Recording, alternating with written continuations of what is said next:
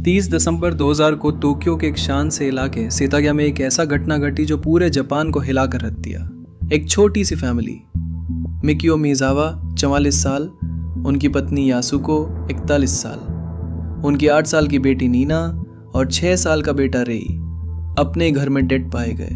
उनकी लाशें अगले दिन मिली जब यासुको की माँ, जो उनके बगल वाले घर में रहती थी, उनसे कांटेक्ट नहीं कर पाई और देखने आई।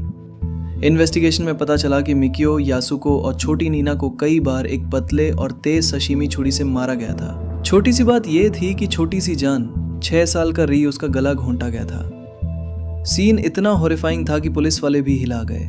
ये केस आज भी जापान के सबसे नोटोरियस अनसॉल्व्ड केसेस में गिना जाता है। लेकिन असली दरवानी बातें तो अब शुरू होती हैं। किलर ने सिर्फ मर्डर किया और चला गया, ऐसा नहीं था। वो इंसान घर के अंदर घंटों तक था। पुलिस को सबूत मिले कि किलर ने फ्रिज से 4 आइसक्रीम के कप्स निकाले और खा लिए, बार्ले टी पिया, फैमिली का कंप्यूटर यूज किया और तो और उनके सोफा पर आराम से सोया भी।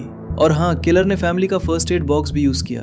लगता है अटैक के दौरान वो खुद भी छोटे हो गया था। और सबसे क्रीपी बात, उसने उनका बाथरूम यूज किया और फ्लश भी नहीं किया, मतलब सबूत भी पीछे छोड़ दिया। वो सिर्फ मर्डर करके गया होता तो बात अलग होती। यहाँ तो ऐसा लगता है जैसे उसने घर को अपना समझ लिया था। फॉरेंसिक इन्वेस्टिगेशन ने कुछ और शॉकिंग चीजें सामने लाई। किलर का एक छोटा बैग, एक फैनी पैक मिला जिसमें से कुछ रायत मिली। जब उस रायत का टेस्ट किया गया तो पता चला कि वो अमेरिका के नेवाडा डेजर्ट से आई थी, स्पेसिफिकली एडवर्ड्स एयरफोर्स बेस के पास से।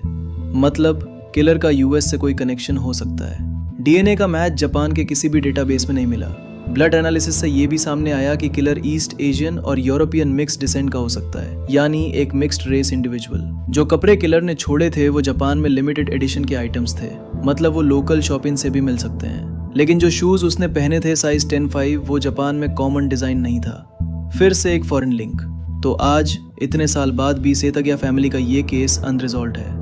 ना किलर का पता, ना मोटिव। और जितनी इन्वेस्टिगेशन होती गई उतनी ही कंफ्यूजिंग क्लूज सामने आते गए। क्या ये किसी रैंडम स्ट्रेंजर का काम था, या कोई पर्सनल दुश्मनी थी, या फिर कोई ऐसी कॉन्स्पिरेसी जिसका राज आज तक किसी को नहीं मिला? आपका क्या कहना है? क्या आपको लगता है ये कोई फॉरेन अटैकर था या कोई ऐसा इंसान जो फैमिली को पर्सनली जानता था? तो अब सवाल ये उठता है, क्या ये सिर्फ एक रुबरी थी जो गलत हो गई, या कुछ और?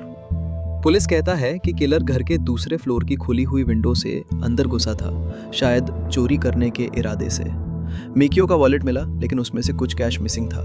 लेकिन दिक्कत यह है, अगर सिर्फ चोरी करनी थी तो आइसक्रीम खाओ, चाय पियो और नैप लो, ये सब क्यों? ऐसे कोई आम चोर तो नहीं करता, है ना? कुछ लोगों का मानना है कि यह पर्सनल दुश्मनी का केस भी हो सकता है। मिकियो एडवर्टाइजिंग इंडस्ट्री में काम करता था, हो सकता है किसी क्लाइंट या कलीग से उसका झगड़ा हुआ हो। और एक और बात, उनका घर एक पार्क के पास था जहां लोकल स्केटबोर्डर्स चिल करते थे और मिकियो ने उनके खिलाफ नॉइज कंप्लेंट की थी। तो क्या कोई गुस्सा हुआ स्केटर इस हद तक चला गया? लेकिन फिर वो नेवाडा का संड कैसे एक्सप्लेन करोगे? जब फोरेंसिक टीम को फैनी पैक में से नेवाडा डेजर्ट की रायत मिली और डीएनए एनालिसिस में mixed race, East Asian plus European traits आए, तो थ्योरीज और भी क्रेजी होने लगे। कुछ लोगों का मानना है कि ये कोई यूएस मिलिट्री पर्सनल था, शायद किसी एयर बेस से कनेक्टेड। लेकिन 2000 के जापान में बॉर्डर कंट्रोल्स काफ़ी स्ट्रिक्ट थे। एक रैंडम फॉरेन किलर घुस आया हो, ये थोड़ा मुश्किल लगता है, पर नामुमकिन भी नहीं है।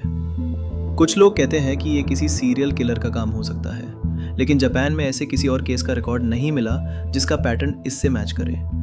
लेकिन जिस तरह से ये मर्डर हुआ और उसके बाद की किलर की अजीब हरकतें, जैसे मर्डर के बाद फ्रिज से आइसक्रीम निकालना, कंप्यूटर चलाना और आराम से काउच पर सोना, ये सब एक सिक और कोल्ड ब्लडेड माइंडसेट को दिखाता है। तो फिर ये केस आज तक अनसॉल्व्ड क्यों है?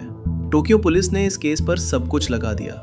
2.8 लाख से ज़्यादा इन्वेस्टिगेटर्स और 40,000 से भी ज़्यादा टिप्स आ चुकी है 2020 तक। पुलिस के पास किलर का डीएनए, फिंगरप्रिंट्स और हाँ, टॉयलेट से मिला सबूत भी है। हाँ, उसका टेस्ट भी हुआ था, फिर भी कोई मैच नहीं मिला। इसका एक रीज़न ये है कि 2000 में जापान में प्राइवेसी लॉज बहुत टाइट थे और डीएनए डेटाबेस भी वाइड स्प्रेड नहीं था। ऊपर से क्राइम सीन को शुरू में प्रॉपर्ली सिक्योर नहीं किया गया। कुछ क्यूरियस नेबर्स अंदर आ गए थे जिससे कंटामिनेशन हो गया। और तब मर्डर केसेस के लिए स्टैच्यूट ऑफ लिमिटेशन 15 साल था, जो अब हटा दिया गया है। मतलब अगर आज भी किलर मिल जाए तो पुराने सबूत पे प्रोसिक्यूशन थोड़ा ट्रिकी हो सकता है। और अब बात आती है मेरी क्यूरियोसिटी की। जो चीज़ मुझे सबसे ज़्यादा डिस्टर्ब करती है वो है किलर का बिहेवियर। कौन एक पूरी फैमिली का मर्डर करता है और फिर उनके घर में आइसक्रीम खाता है, नैप लेता है और जाता भी नहीं तुरंत। और ये नेवाडा की रात टोक्यो के एक नॉर्मल सबर्ब में कैसे आई और कब? मुझे लगता है ये कोई ऐसा पर्सन था जो मेंटली अनस्टेबल था, शायद कोई ड्रिफ्टर या ट्रैवलर जिसका यूएस कनेक्शन था। लेकिन पर्सनल रिवेंज थ्योरी भी इग्नोर नहीं की जा सकती। आपका क्या कहना है? क्या ये किसी मेंटल ब्रेकडाउन वाले इंसान का काम था? क्या कोई ऐसा था जो फैमिली को पर्सनली जानता था, या फिर ये कोई बहुत ही हाई लेवल फॉरेन स्पाई था जो किसी मिशन में था? Don't forget to like and subscribe for more mystery cases. और हाँ, आपको इस केस के बारे में क्या लगता है ज़रूर बताएं।